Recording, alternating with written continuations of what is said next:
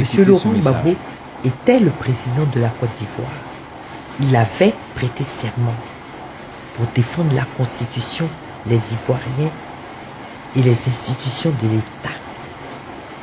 Et sans le dire aux Ivoiriens, en cachette, il a contourné en fait notre Constitution et il est allé dans l'informel, il est allé faire convoquer ses premiers ministres et ministres au domicile de sa maîtresse où des décisions concernant la rébellion, le désarmement.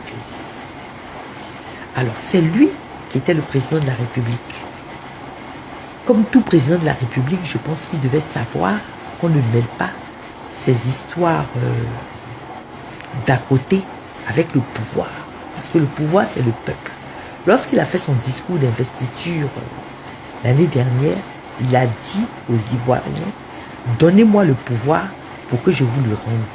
Mais en réalité, Laurent Gbagbo, vous n'avez jamais eu le pouvoir.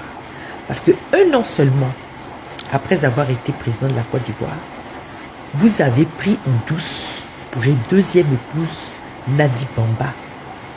Vous n'avez pas trouvé d'imam chez les Maoka à Touba pour tirer la cola. Donc vous êtes allé voir un petit imam à côté d'Abidjan pour avoir la cola. Vous êtes débrouillé comme ça. Et dès que vous avez eu le pouvoir, vous l'avez donné à Nadi Bamba. C'est elle qui prenait les décisions. Donc sa responsabilité aussi est engagée. Parce qu'elle a pris la responsabilité de ne pas désarmer. Elle vous a influencé, mais elle, c'était sa volonté contre les Ivoiriens. Parce que ça, c'est la sécurité des Ivoiriens que de dire non, il ne faut pas qu'ils désarment. Donc elle porte aussi sa responsabilité.